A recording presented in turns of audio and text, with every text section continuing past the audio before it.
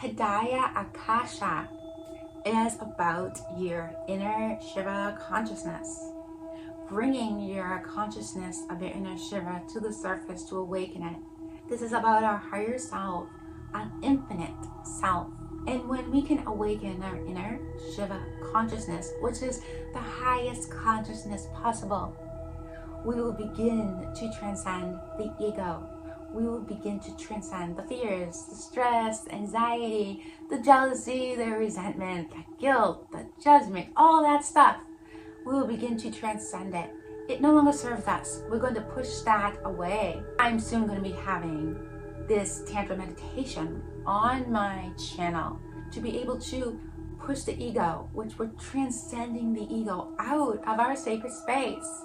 And we're transcending it away from our mind, our body, our spirit. And when we are able to do this, you begin to have the divine path you are meant to have. You are aligning with your higher self, awakening, enlightenment, higher consciousness. Now, it is true, you can never get rid of ego. Ego will always be a part of us. But you do need to remember, ego is fear, ego is darkness. Divine self is bliss, ecstasy, the light. So as we are continuing to transcend our ego, we will begin to not think in ego as much as we used to. Now, when we're in our sacred space here, working with our higher consciousness, working with our divine self, ego may show its face. But ego is not meant to stay in your space, it's to stay in your mind. Ego was meant to come up. We realize this is ego. We realize this is something that no longer serves us. Then we push it away. Ego is not meant to stay there and stay there. When ego stays in your space, stays in your mind too long, it starts to fester the fears, judgment, the guilt. All this stuff festers. And once it starts festering, it gets bigger and bigger and bigger. We are not meant to keep ego in our space. When ego comes into the space, it's small. And when we are able to transcend it, it's easiest to transcend when ego is small. When ego is festering, bigger and bigger, more fears, more anger, more judgment, it's harder to transcend the ego because it's so big now and it's overwhelming you. It's consuming you. It's consuming your mind, your body, your spirit, everything about you, the way you think, the way you speak. It's just festering and making everything bigger. So my recommendations, if ego has festered into all these different emotions that no longer serves you, you are able to push ego aside. You just need to work with your mindfulness.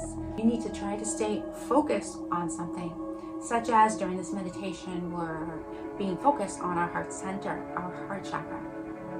And when you focus on something, you will continue to keep ego away from the space. However, our egos will try to come into the space of our relaxation, of our peace. And it is a distraction, yes. But we were able to say and to think, okay, this is ego here. I know what ego is. Ego is darkness, and I don't want to feel this way. This is not how I really feel about things. I'm going to just push it away. Continue to think of the heart chakra. And when you begin your spiritual journey, ego is very powerful.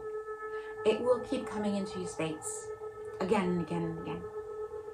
But as you transcend ego, you will begin to notice that the less power you give this ego mind of yours, the more power you have from within you, from your light.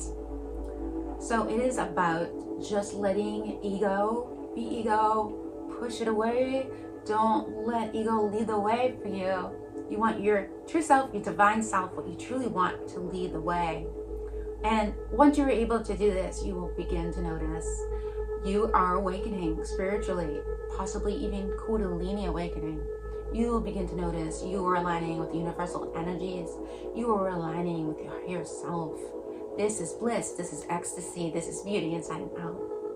So this video is coming up shortly, and I feel it is an amazing video to do. Usually the Shiva program I have is in the morning, but this video should be done at nighttime or in the evening because it might make you a little sleepy.